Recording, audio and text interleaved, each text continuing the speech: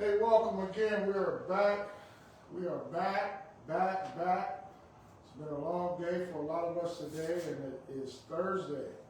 And we're happy to be on the show one more time, myself and my co-host, Aline Reed. I call her my partner in crime. And we're here providing a quality show for everyone, just locally and as well as across the country. We appreciate all of you watching our show and sharing our show. We sent the show out, I sent the show out early this morning because I don't want to send it out too early so people forget. And I sent it to about 500 people, and then we shared it and what have you. So we appreciate all that you can do for us here in Mississippi, Fresno, County, Alabama. And there's a lot that is going on here. There's a lot that, if you don't know the grassroots community, you'll think that this is Mayberry. Everything is fine, everybody is happy, but that's not true. There's a lot of injustice that's still going on right now here in Fresno, California. There's a book that, and I don't know how I got into all this book stuff. I think it's because of Aline, and I'm gonna ask her about her book club that she's. And I didn't even make one session, and I feel bad. But she gave me reports about what goes on with the book club and who shows up and their discussions and things like that. So it's all good. But I'm working on my library, and this is one of the books that I purchased here. It's called Making a Negro Christian. And I bet all of you saying, what? Making a Negro Christian. So someone asked me, they said, well, why would you buy a book like that?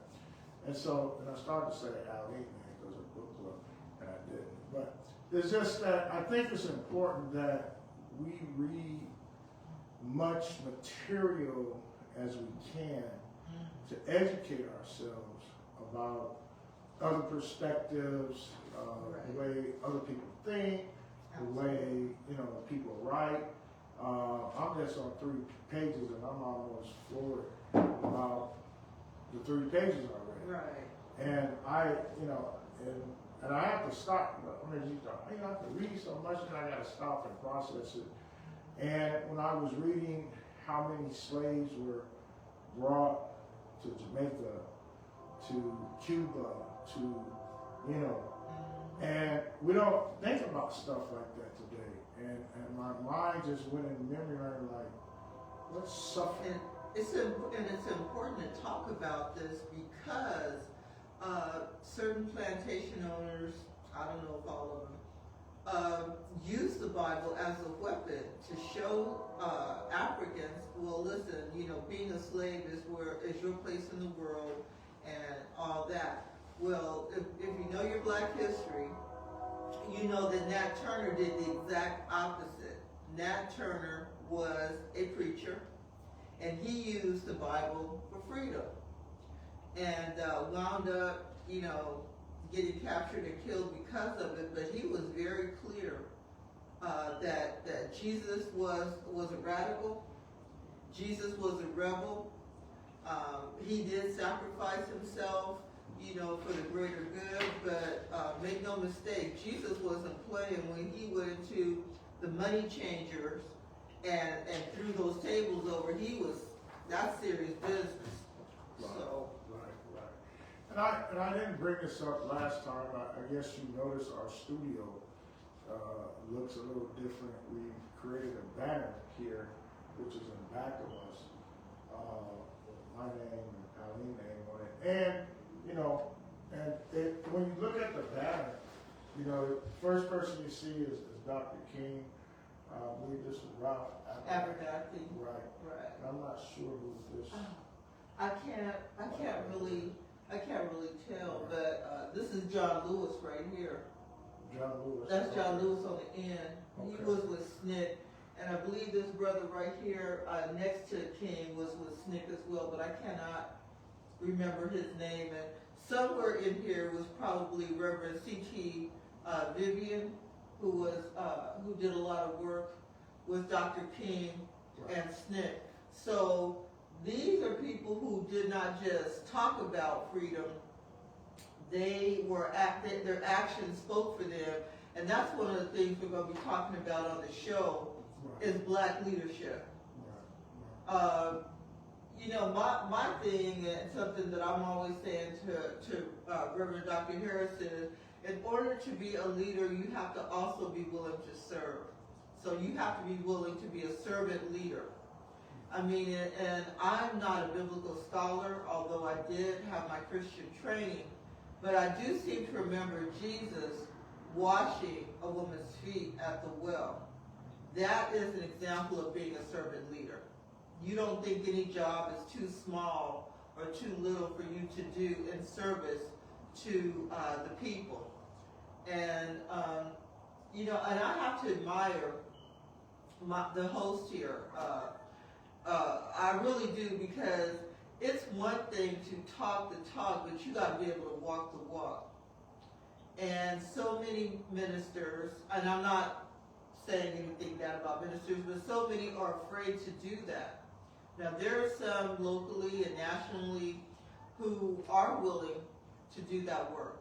But lately, you've been hearing a lot of negative stuff about some of the more popular black ministers like T.D. Jakes, Eddie Long, and things like that. And, you know, black people have a history of being very forgiving. And there's nothing wrong with that, because everybody needs redemption at one time or another. But one of the things that we want to do on this show is connect all the dots to how everything connects to everything else. None of us lives on an island. All of us are living here in different parts of the world. All politics are local. And, you know, I always say this, either we're going to hang separately or we're going to hang together.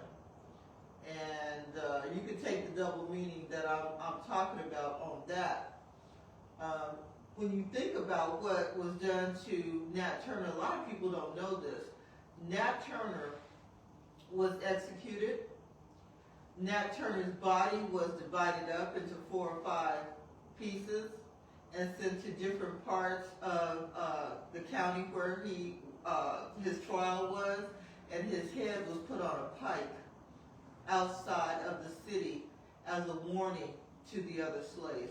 So when we talk about black leadership, you know, one of the questions we need to ask is, are you willing to die for it? Are you willing to live for it? And if you're willing to live for it, what kind of work are you willing to put in for it? And this is getting real serious given the election that we've just had. People are scared, and I already know that the black people, my people, we're going to survive. We survived the first 4 years. We're going to survive.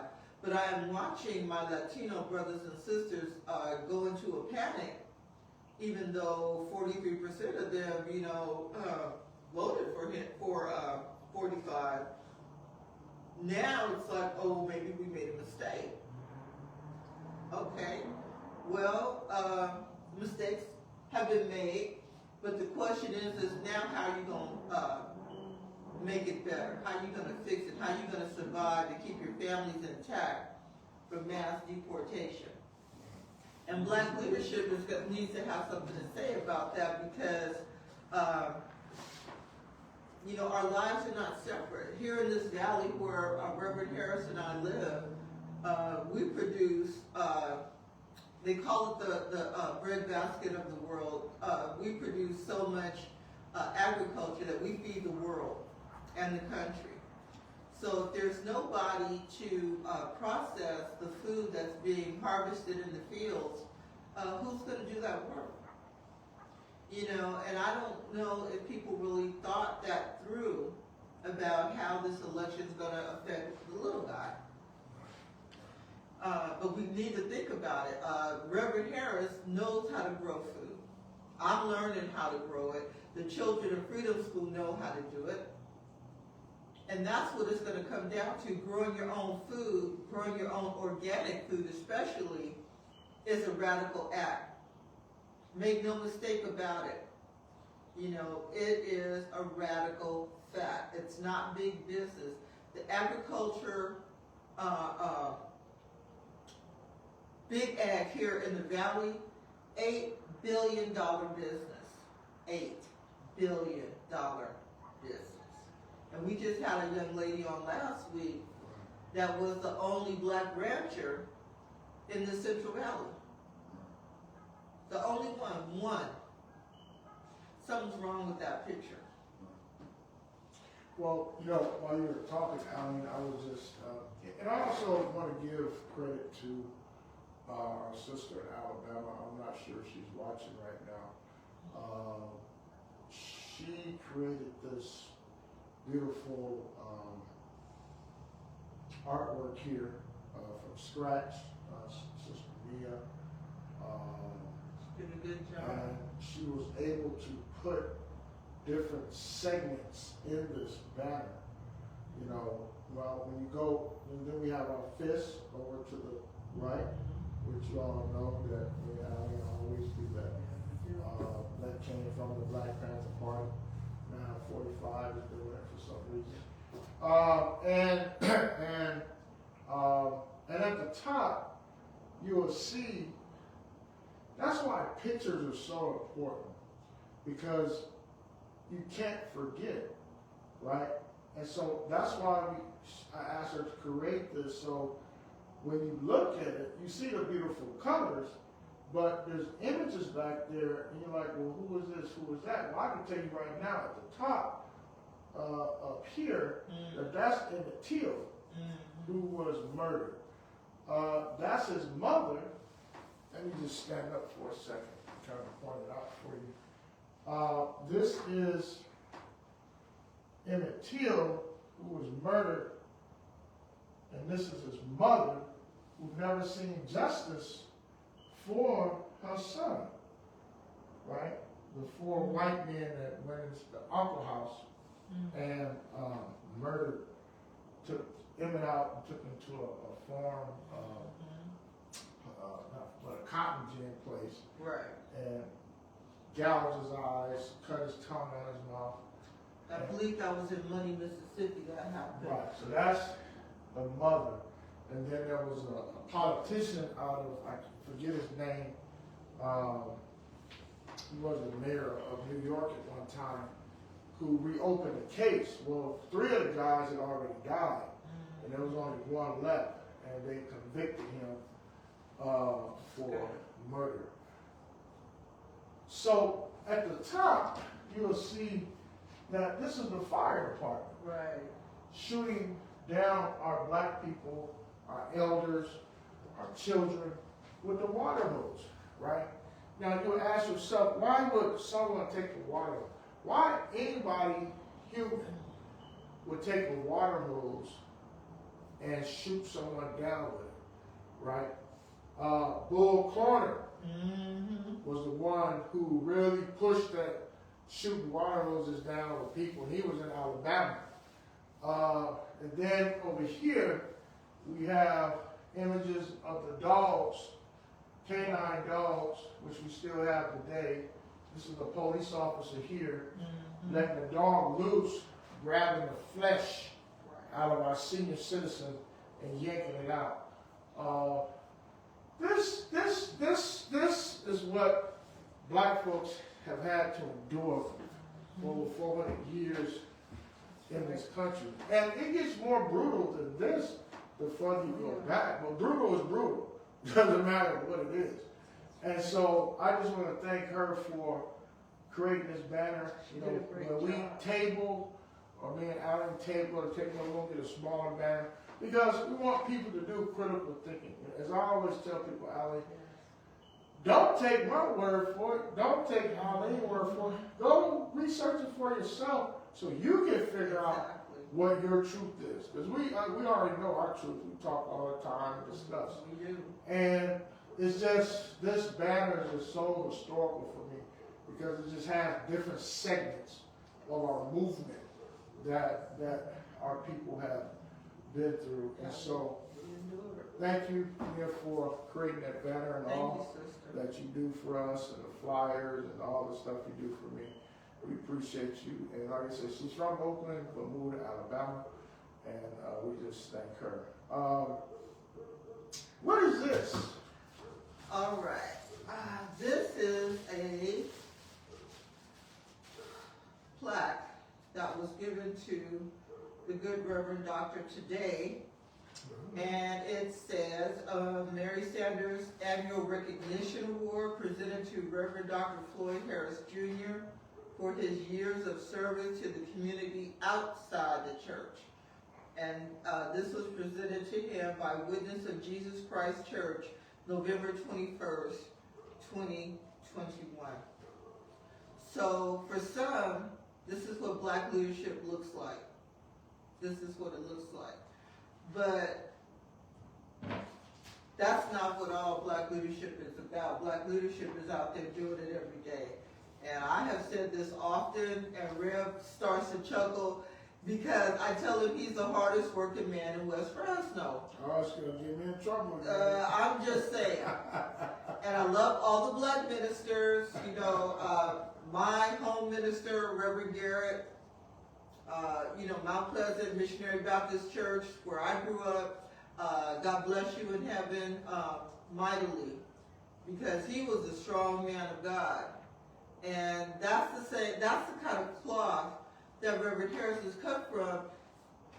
And the thing is that we all need to check ourselves on the Black leadership scale. You don't have to go out and amass a crowd. You don't have to do it if you just do small things with kindness and dignity for somebody else that looks like you in your community. That is Black leadership. Don't make no mistake about it. How do you think that our ancestors survived 400 years of slavery? That's how we did it. You know, and I am sure that there were elders who could no longer work the fields or stand up in the kitchen, who were babysitting kids, who were dishing out wisdom, as Rev had mentioned earlier. These are the traditions we need to get back to. Why? Because they work.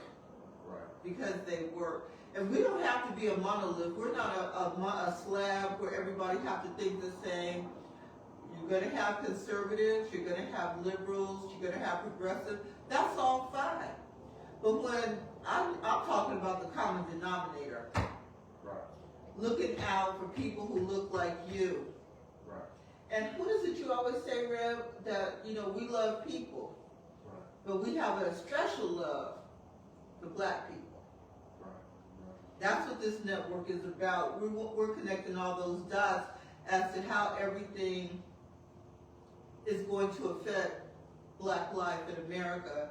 And, statewide and globally, internationally, we're talking about the African diaspora. So,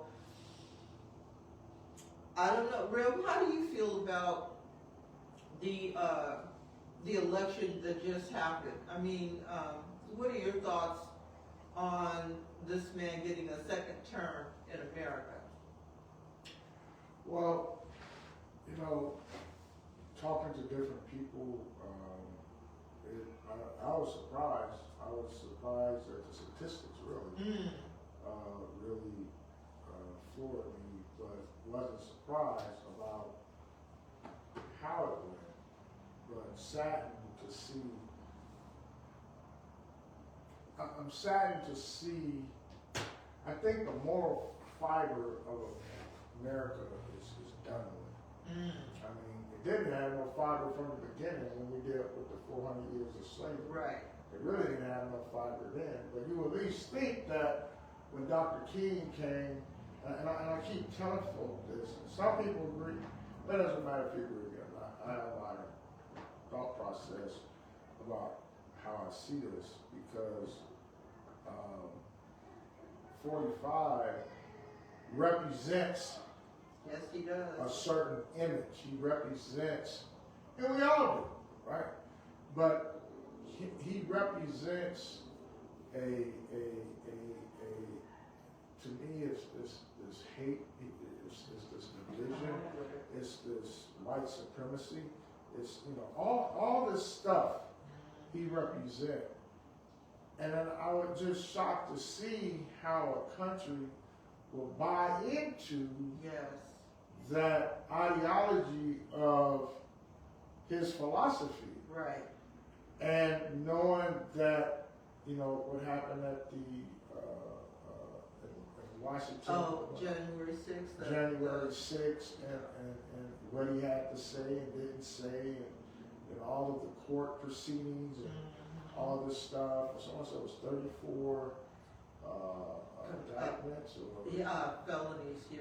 But, you know, and it's like, but then when it comes to black people, They gonna throw we say, well, if you're a felon, you can't work for Caltrain. Come on. If come you're on. a felon, you can't apply for the state of California Right. to get your state contractor license because you're a felon. See. But when you become the president, you can become the president to be a felon. That's okay. So we back to white is right, black goes sit in the back, That's right. and it's this double This double standard. standard in this country, right? That bothers me even with my freedom school children, because I look at all of them, I'm not their biological father, but I'm an elder for them. And I'm concerned because it's like, if they do something that's against the land of America, then they get prosecuted. The book is thrown at them. But when somebody white does things, it's like, it's okay. Yes. It's all right. But the bigger piece is the country The country. gone into that and chose that. That's the part that, See, and Rev, you hit it right on the head. Nobody can say America is not a racist country. it's a racist country. You cannot say that. It's the most racist country we ever know. Hello, and it's supposed to be a democracy. And so this person, 45, is going to now be our commander-in-chief. And think about it, he's going to have access to nuclear codes. He can really cozy up to dictators like Putin and the dude in South Korea.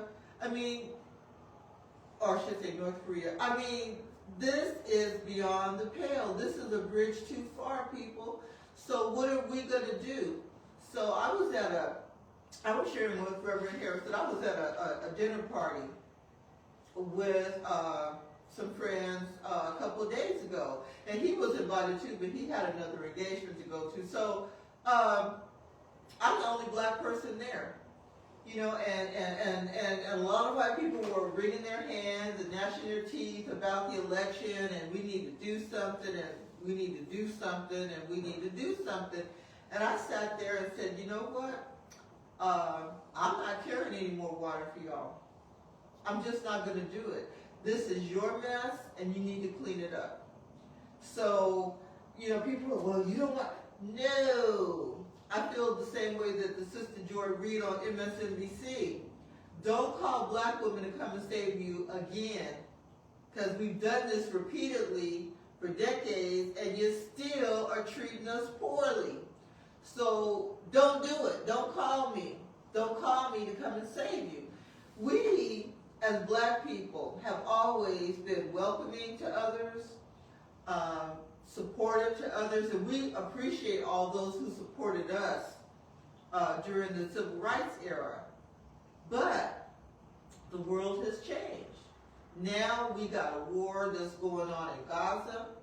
We've got, a war. We've got all this stuff going on. How are you going to be the policeman of the world and your house is dirty?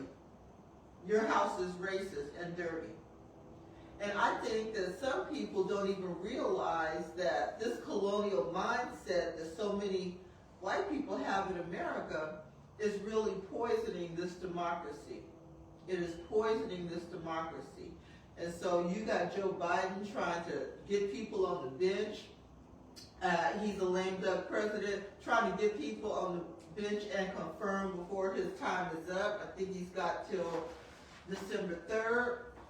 But I have to agree with Reverend Harris here that black people need to be holding their own town meetings. Black people need to be discussing what we're going to do. Because I refuse to panic, but I am not being naive about this because I already know. If stormtroopers come to my house and they want to take me out, that's cool, but I'm going to take somebody with me. I'm very clear about that. I'm very clear because I was raised in the Bay Area where Panthers is like, okay, is that how it's going to be?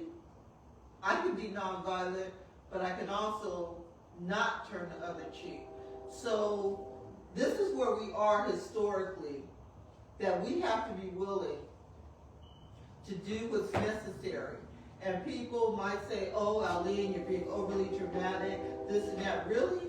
2 weeks ago on this show, I said then, get your passports in order. If you need to get personal protection in the way of a firearm, get it registered, go to the range, learn how to shoot. This was a mantra that Brother Tony Bullock said all the time. Buy your handguns and your firearms legally, and then learn how to shoot them. I'm not saying anything any different than, the Nazis and white supremacists are saying right now. And this is a boon to them. They've had it all over the news that they've already been protesting and showing up and showing out in places like Ohio and other places in the Midwest. And so the Cop Watch down in southern, I can't think of the name of this group that Morris Dees used to be in charge of. They're watching these people. There are new racist groups, white supremacist groups that are being formed after this election. So make no mistake, we are in for a fight. I'm not being an alarmist. This is really happening in real time.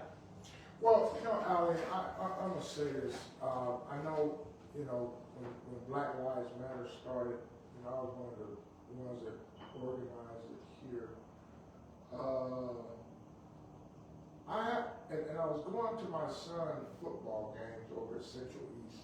Mm-hmm. And, the world was just upside, people was protesting, stuff burning, because we're tired. We're like Fannie Lou Hamer. I'm tired of being sick and tired of constantly being with your iron foot on black folks' neck, just like that white cop had his nasty, derogatory knee on Mike Brown.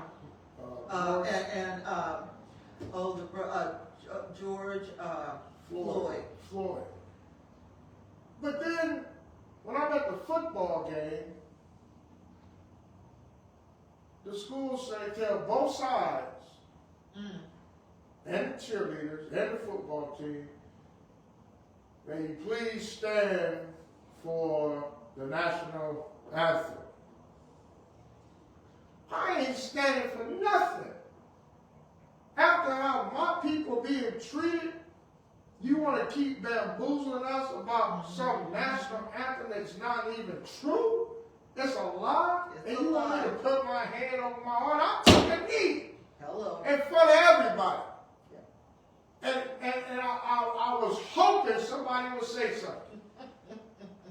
Because we wasn't going to get through that national anthem song. And I told my son, because I didn't want to get him caught off guard, I said, Daddy taking a knee, son. Because I'm not worried about their national. It has nothing to do. You know my national anthem? It's the black national anthem. That's right. Lift every voice. Because the black national anthem has not harmed no one. This flag here, red, black, and green, has not harmed no one. But that blue, white, and red flag got blood dripping all over. Why? Because it was flying around when black folks didn't even have the right to vote, hanging and lynching black folk in this country here. 3/5 of a person, y'all. And they put into their constitution how they felt about us. And our ancestors had the understanding to go and build their own communities, not even worried about it. Y'all gonna do y'all thing, we're gonna do our thing, and the railroad track divided everything, so you stay over there, you stay, but no, what they do? They want to come over and police our community. Yes, they did. But we couldn't go over and police station. See, so this whole country It's a farce. is nothing but a lie. And until black people figure out and understand and quit being so goddamn churchy and understand that this is life and death right now. Yeah, it is. You can call yourself a Christian, Catholic, it doesn't matter at this point. Because they're going in to change policy. Yep. And when you deal with policy, policies stick. That's why when our kids go to the kangaroo court system, they throw a book at them with policy, not how they personally feel about you. Everybody hates us. It's true. But until black people, and I put this on Facebook the other day, I said, black people, you better start organizing around your issues, because other ethnics are organized around their issues. Around their issues. Yes, they are. And if our issues dovetail, well, that's fine. But this is not about somebody else. This is about us as a community. You said that very often, Reverend Harris. And here's the thing. Nobody is trying to hate on anybody. What we're talking about is doing what we need to do for our own people. Do for self or be a slave. It's very, very simple. This is not complicated. This is not rocket science. And for you black conservatives who are out there who want to try to shout us down, you can't do it because you're wrong. If you think when the come down comes down that white people are going to come and save you, you better try to have another think about that. Because that's not going to happen. I don't care how many white friends you got. I have white friends too. I don't expect them to come for me. That's going to be a bridge too far for them, just like with this election. You know, and they want to break it down by the exit polls, and I really look with a jaundiced eye at exit polls. The truth of the matter is that this racist, third-generation Klan, this racist, misogynist. Exactly what they is, the Klan. Yeah, he's a third-generation Klan. His grandfather, his father, and him. This Klansman who hates women, a serial cheater, a rapist, and now he is going to be the commander-in-chief of our military. And right now, he's throwing up a smoke screen. The guy that he was putting in up for Attorney General Matt Gaetz had so much heat that he pulled his consideration, his nomination, and he's out of the running because the ethics committee was going to show and publish the report that he didn't want published. He left Congress because he didn't want that report to come out. And I'm saying all this to say, y'all, these are the smoke screens that 45 was putting up for what he's really about to do, which is Project 2025 and Agenda 47. He wants to dismantle the Department of Education.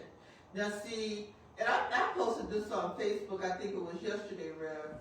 People need to know their history. Rev is always talking about this. Know your history. Wealthy white people back in the 1800s hired tutors and governesses to teach their children. Poor white kids, it was like root hog and God poor pig. But see, when the slaves were no longer slaves, they established their own freedmen schools and taught their own students. If whites, see, this was like the basis for public schools because poor whites didn't have that. They didn't have that. So education and knowledge is in your DNA. Make no mistake about it. There used to be a joke, oh, if you want to hide something from black people, put it in a book. That's a lie. That is a straight up lie. So let nobody take the bloom off of our race, because we are, I mean, Eve was a black woman, so need I say more about that? Well, Aline, so when I said earlier, I'm sending this message to all black people: put your differences to the side, because many ethnicities are organizing in their own interests. Yes. I can feel it.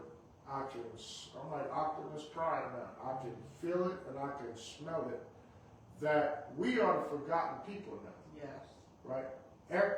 All the stuff that has been taken away from us is now being taken back. I mean, we see it right here in Fresno. All the time. Name changes on streets, schools being changed, different names, eliminating black historical monuments and things like that.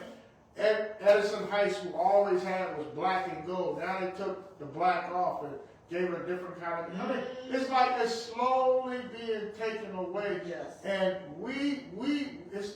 and it comes from slavery. It comes from slavery. Us black people not working together comes from slavery. Willie Lynch. We have this trauma, right? That's going on right now with us right now. So when we can't even come in the table, we can't even come in this room. And this conference table, my conference table probably hold about 10 people. 10 people. I can send a word out tonight that this weekend I would like to have 10 black leaders around this table, and it'll be empty just like this. Mm-hmm.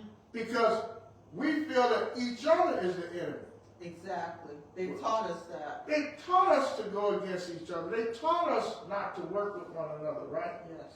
But yet you can see Dr. King here locked up arm in arm with Caucasian people, black people, pastors, organizers for a common cause and a common good. Yes. And so I'm telling all black people here in Fresno and across the country, you better do for yourself now. Don't expect no other ethnic to come and save you, because they're not, because they don't like you and they don't care. Now, how I know someone cares about me, Aline, is by their actions. Exactly. Not by what you say. That's it. And so we have to understand, as Aline said, you need to go get yourself registered. You need to go get yourself a weapon. You need to learn how to shoot. You need to start stocking up on food. I hope y'all listening tonight, because and get your passport in order. And get your passport. You need to start saving money. You need to start looking at this thing more seriously now, because 45 is not playing. Here's the thing about 45, and y'all may agree with me or disagree with me. One thing I can respect about Trump, he's gonna tell you in your face what he's gonna do. I can respect a man like that. I can't respect a man that's going to lie to me, going to try to tell me, pat me on the back and all that like we friends. 45 said, no, I'm coming to do this. I'm driving right up your face. Now, what you going to do about it? Exactly. The election set it off for us. Black people, you better understand, I don't care where you went in this country. Tell it. You better start doing for yourself. I kept telling y'all to start growing your own food 15, 20 years ago. Yeah, you did. How many of you started doing that? Probably nobody. Why? Because you constantly want to suck off. Let me leave that alone. It's true. But it's all true, Rev. And this is the thing. You've been saying this for almost 20 years. We even took it farther in Freedom School. You grow the food. You harvest the food, you can and preserve the food, you prepare the food in a healthy way. We had a nutritionist teaching our kids about what they needed to have a healthy body. Reverend Harris is always talking about exercise, and he has a gym right here on his free A&B campus. No more excuses for anything. And what I want to emphasize, what Rev has already laid out, I want to emphasize this portion of it. Intergenerational support. Don't discount your elders like they're stupid and they don't know anything. And I'm not just saying that because I'm an elder now. I'm a senior citizen now. I'm in my mid-60s. I hope to live to see 70 and 75. But here's the thing. I want to know my personal legacy. I don't need a lot of fanfare. I want to know that my people are going to be okay. I want to know that my nephews and their families are going to be okay. I want to know that we love each other enough to put our differences aside. You don't have to, I mean, it's just like anything else in a relationship. There's give and take. But this has got real serious now, y'all. Aline, I want to show you this. Maybe you talk on this or not real quick. We'll jump into the other stuff. But Okay. I just got this message from one of our colleagues, and this is what she just sent to me. It says House passes bill that will allow the Treasury to target, nonprofits it deems supports terrorism. Now that's open season. Keep thinking we're playing. Just keep playing house. You gonna see that they're not playing with nobody. and they're dealing with policy. That's why I keep trying to tell y'all. Y'all people want to be personal, and they ain't nothing personal. It's all black and white. They probably gonna go into this kangaroo constitution that they created. Because black folks, they create the Constitution, believe me. Nope. They did. We were just made to try to go by. I don't even believe in that. So my point is to everybody is that do for self or be a slave, like Aline said. You need to start evaluating your life, start stacking money, putting it up where don't nobody know where it is, stack it up on food. Listen, we're gonna be doing a canning class here. See, the love of our people, so I don't talk about it, me and Aline be about it. We're gonna have a canning class where we teach our Freedom School kids and their family and the community how to can. How they can. Okay? If you live in an apartment, you can still grow food. Yes, you can. Get you a bucket. Get you something. You have use a flower bed. Do something for a rainy day because it's coming. It's coming. Just like the storm, if you've been watching the weather here about the West Coast, a storm is getting ready to hit the West Coast. A bomb cyclone. And people are now scared, getting ready. We're worried about our homeless out in the community right now. They're going to be getting wet, sick, drenched, clothes wet, all that. So we're trying to figure out what do we need to do. So it's the same process with 45. You need to start getting ready. Get ready. And get ready and stay ready because he's coming. He's coming and he already explained he don't care if you are undocumented and you have an anchor baby that's a U.S. citizen, the mom, the dad, whoever is undocumented, the kids got to go too. And that's the same way with spouses. The kids. So we're telling you this because it's going to get worse before it gets better. We ain't Chicken Little here with the sky is falling. The sky is already filled. Okay? Now it's about how to survive it. The homeless in Fresno are being hunted basically by the police and criminalized. So it's already begun. Right. It's already begun. You know, one of the things that we want to talk about tonight to everyone and is really, really important is about, and Aline talks about this a lot, about servitude.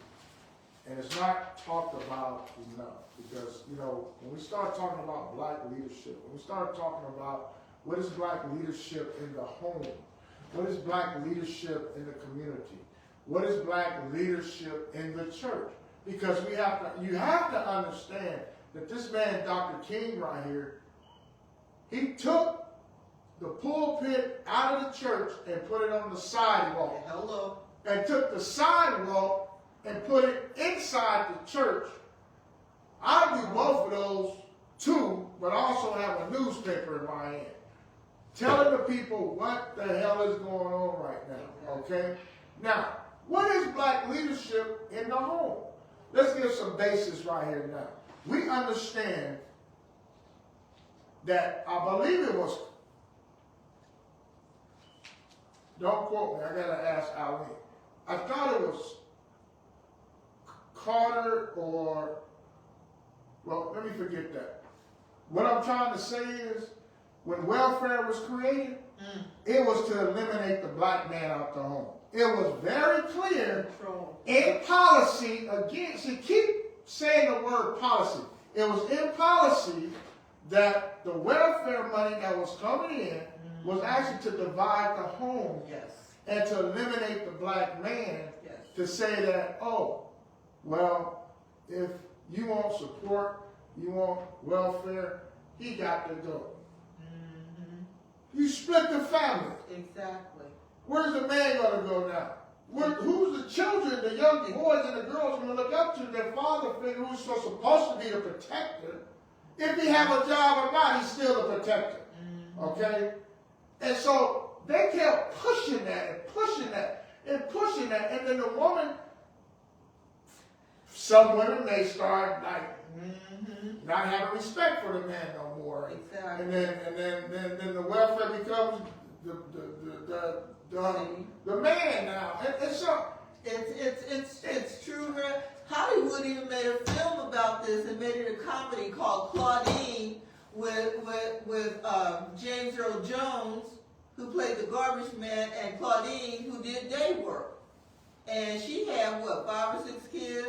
He wound up marrying this woman. But the funniest part of this movie was supposed to be when the welfare worker came in, and they had to hide the toaster, the blender, anything that was good in that apartment, they had to hide it and pretend that they, were just destitute and didn't have anything, and there was no man. There was no man in the picture. Claudine is the name of that movie. But when Rev talks about the black man being removed from the home, read the Moynihan report.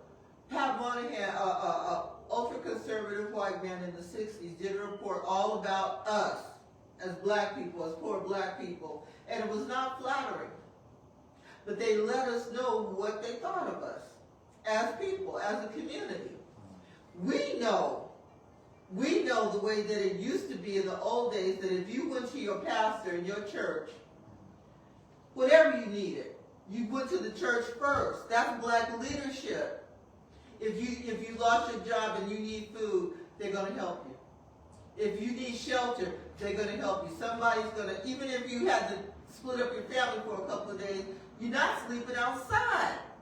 That is black leadership, y'all. What happened to all of that? We have to take control of our own communities and our own lives. We have to take control of that. We can't continue to blame the white man for everything, although we need to be blaming the white man for most of this stuff. I'm very clear about that. The Constitution, we are the one group that's been singled out that our voting rights have to be renewed every, 20, 25 years? Reverend Harris talks about this quite a bit. Yeah, So it's not a given that we don't even have the right to vote forever in perpetuity. Well, John Lewis, as he may rest in peace, wrote a bill to make that official. Yes. But as he was going to the cemetery to his last resting place, Trump vetoed it. Yes, he did. You know what I'm saying? And that's why we keep telling everyone, I feel that this public school system is toxic. It's toxic. It teaches lies. It wants you to put your hand over your heart and all that type of stuff. Took prayer out. It's just something that like it's in a comic book right now, right? And so, as Aline talked about, the black man is a crucial part. The black man and the black woman works together. But when you take one of them out, it weakens the family, right? And so, this government studied us. You have to understand, they study us. Don't think that Trump don't have people studying people in each counties and each states. They're studying us. They know how you spend money. See, black people, we spend a lot of money. We ain't broke. Because when that Christmas comes, day after Thanksgiving, we spending money we don't have, going in debt, credit cards going up. Instead of us coming together at the table and say, how can we create a business That's right. for our community? Black Dollar Days. You know, you know, it's great to have Sunday school. I mean, we have it here in our place. But maybe one day, since folks, that's the only day you want to come to churches on Sunday, maybe we should just stop and say, hey, y'all, how can we start a business to help the families in our ministry? Yes. Who's a bookkeeper? Who's a CPA? Who's a mechanic? Who's a mechanic? Who knows how to write a business plan? And bring it together and form a unity for our community. Because right now, what we're doing is going to school. That's what you want to do. I'm not saying it's not right to go to school, because you learn. But go to school, get a good education, go to college, take out all these loans and all this stuff. You finally graduate, but you $500,000 in the hole. With interest. With interest. Then who's going to hire you? I mean, I know people with doctorate degrees working at McDonald's. He's not wrong. Because what they went to school for, there's nothing there anymore. Now they come, and TJ is the one we need to bring on the show to talk about the robots that they're making now. Because understand that cars now are driving by themselves. They have robots now working in the fields. Robots driving tractors. So they're slowly eliminating us one by one, by one, by one, by one. Yes. So when Aline talks about community now, blackness, how do you identify a leader in your community? Good question. Are they self-appointed? Do they have a track record? Are they working with other leaders? Because I can tell you for a fact right now, me being a civil rights leader for all these years, I haven't had one black pastor in 45 years that I've been doing civil rights work in this city that has ever marched with me or protested with me in 45 years. I'm still waiting. So, do you think, okay, so this poses a question. You know, it's hard to make me speechless. It's hard to make me speechless, but I was speechless on that one. So are we talking about a fear of being singled out? I mean, because there is a West Fresno Ministerial Alliance. I don't know anything about the Ministerial Alliance, so don't start me a line about these men and women, I guess. But you do not have to agree with somebody about every little thing to get behind them and support a common cause for your community. Now, you know, maybe they think the way Jesse Jackson was thinking about Barack Obama. Well, he ain't waited his term. He ran for president. He ain't waited his term. Well, you know, you can wait forever sometimes, and nothing gets any better. Thank goodness that Barack Obama decided to step to the front of the line, because he got elected twice. And you know what? And this is one of the reasons why 45 got elected, because that's all part of the backlash. We're all being punished. Because a black man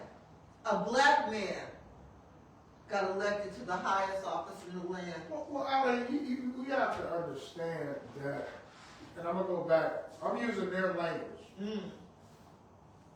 When you talk to people, they say the founding father. They ain't none of my fathers, first of all. Okay? Let's get that straight. The founding fathers created the U.S. Constitution to how they wanted to control the narrative. Okay?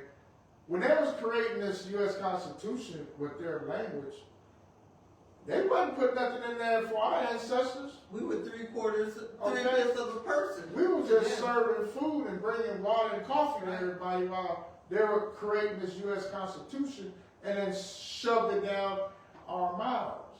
Because it wasn't until, and they made it clear that it was illegal for, and I'm going to use this word because it's on here, Negro to read a book. That was policy.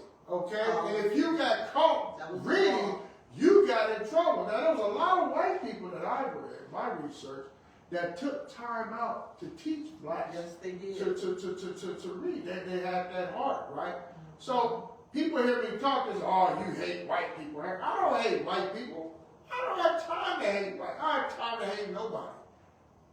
I got to spend my time, we got to spend our time trying to educate our own people. That's right. To work together. To work together. To take my energy to hate white people, that's ridiculous. So my point, y'all, as we get at the end of our show, the show is good tonight. A lot of folks is watching. Oh, good. That we have to do our homework. We are in trouble. Now, you just, if you want to be that person that just want to go and pray all day, that's your business. But I'm telling you, you better start organizing. You better start asking questions. You better start working with people who you don't want to work with. Mm-hmm. I mean, even Aline and myself, we're trying to reach leaders in our community to come on our show. And I'm not going to stop. I'm going to keep going out until we get them on the show because they're part of our community. Exactly. And if we may disagree with whatever the topic is or whatever, but at least we're in the same room. And we can agree to disagree. What's wrong with that? Okay? So that's important. So the church has a place. And see, the church used to be the heartbeat. Yeah, it did. Boom, boom, boom, boom, boom. Yeah. And the black church was actually what was the main pillar of the civil rights movement. Yes, it was. Yes, Aretha Franklin singing songs about civil rights. Yep. Reverend C. Franklin out of Chicago.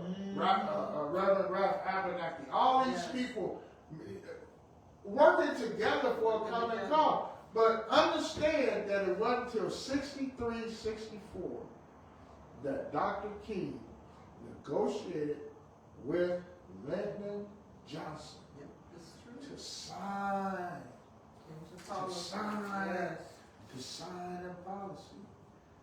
We finally gonna let y'all vote. Yep.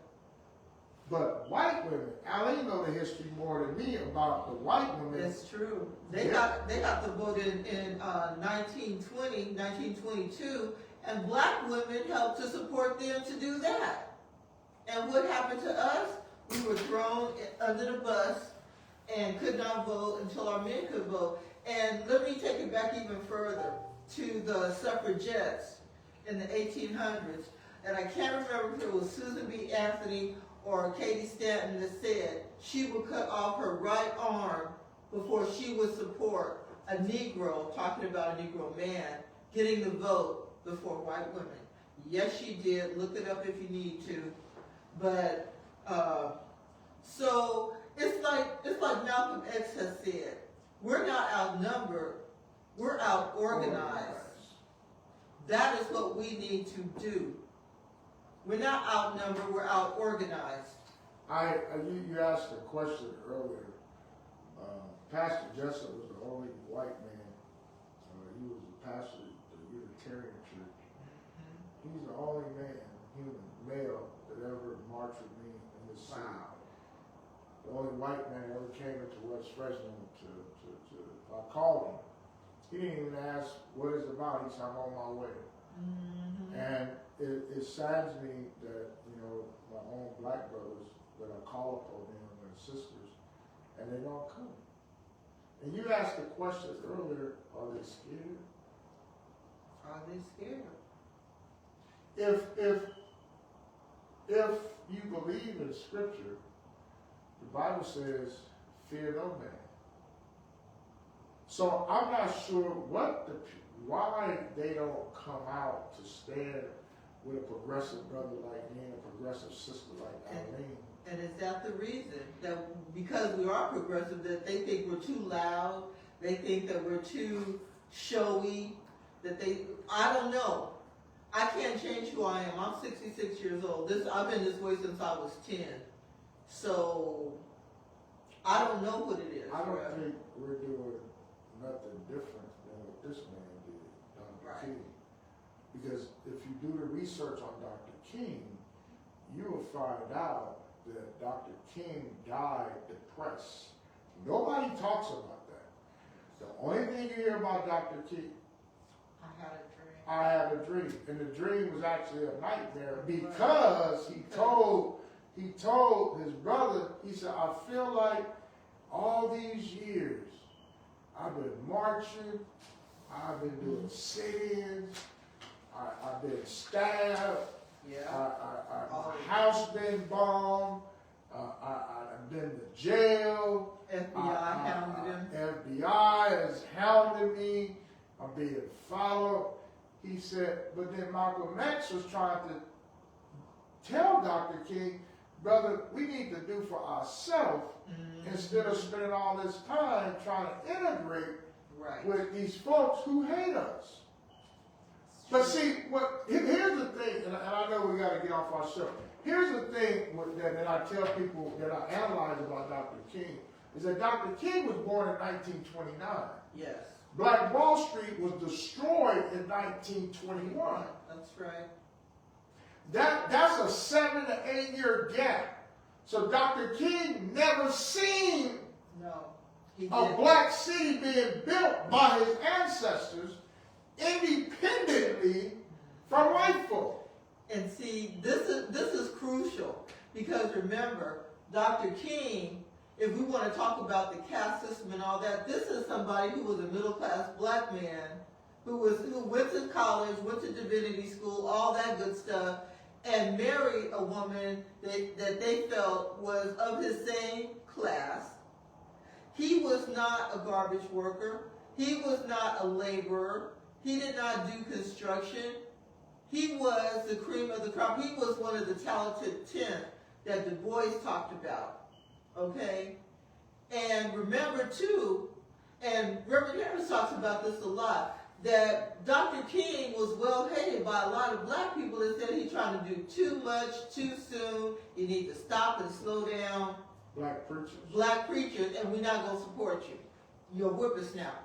So then and we probably need to have another show on this, but Dr. King never seen No, he did not. or witnessed a black community that was built by blood, sweat, and tears because he wasn't born until 1929. And Atlanta was different than... Right. In 1939, he was 10 years old. Who was a 10-year-old know about a city being built? No. So 1949, he was what, 20 years old? So during that time, I believe from 10 to 20, he was learning a lot of stuff about the injustices and going to college and all that stuff, which was great. But he started pushing this integration conversation. But in 21, we were segregated and we had more stuff. We have more stuff because... That's what I don't understand. Because I think that Dr. King, like a lot of black folks, were under the notion that if we integrated, we would have access to all the amenities and would be just as good as white people.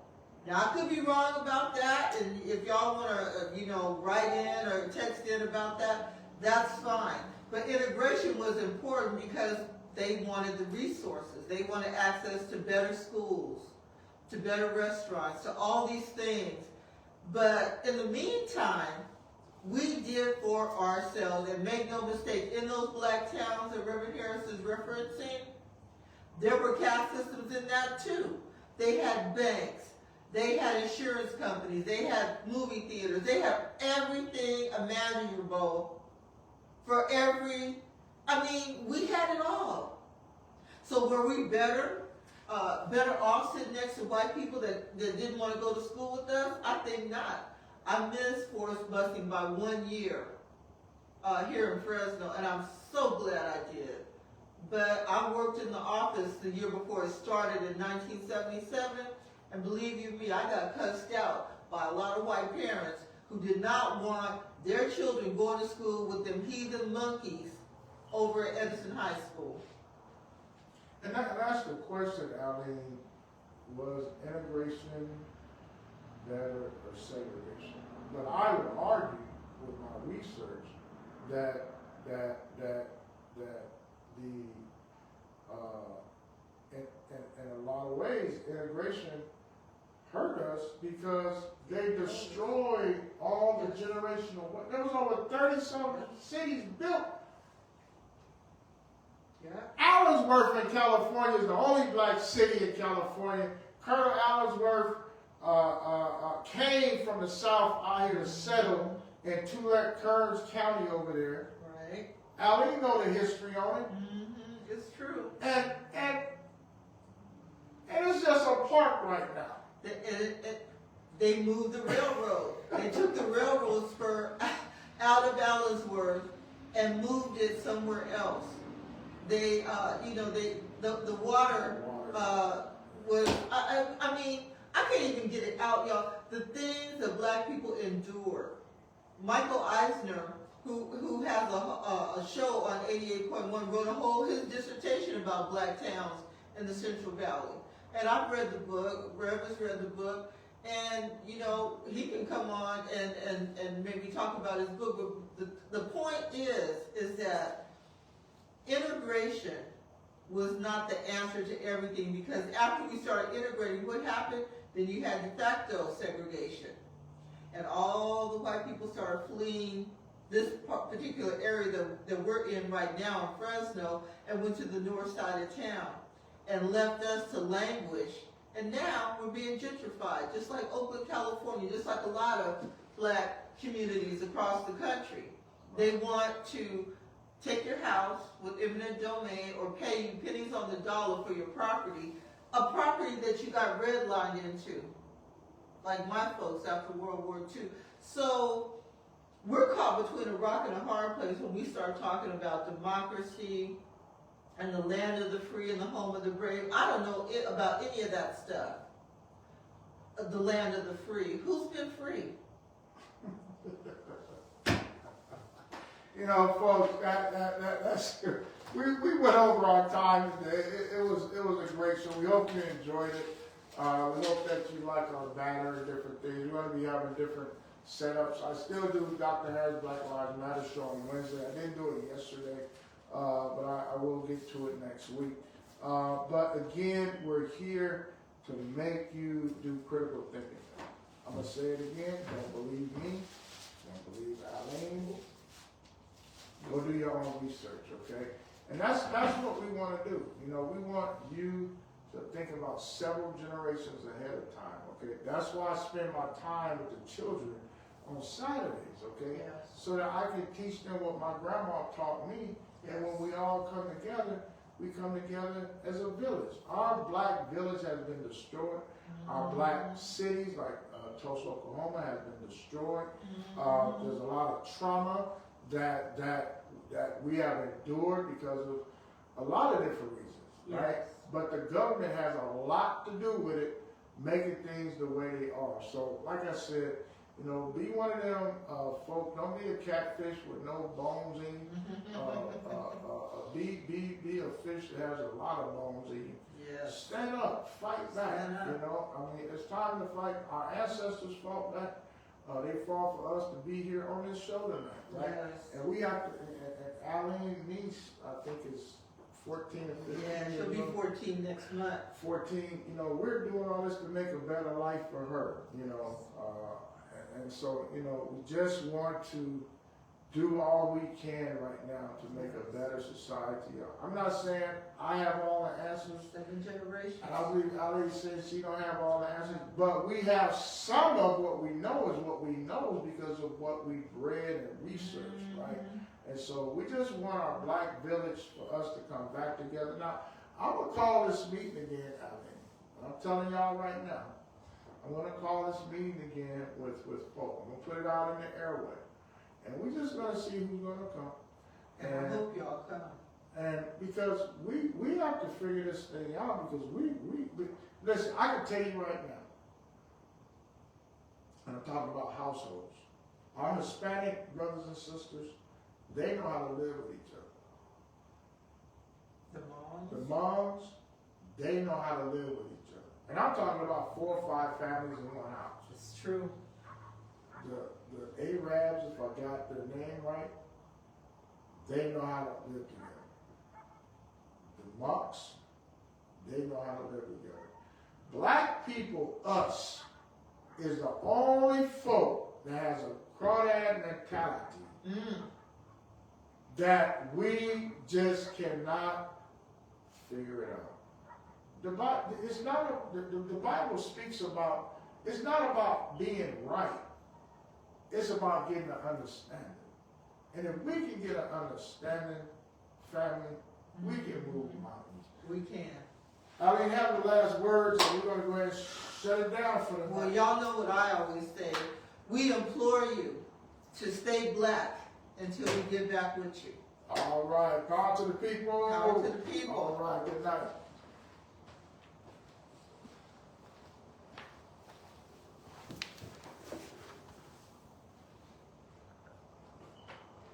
That was a good show.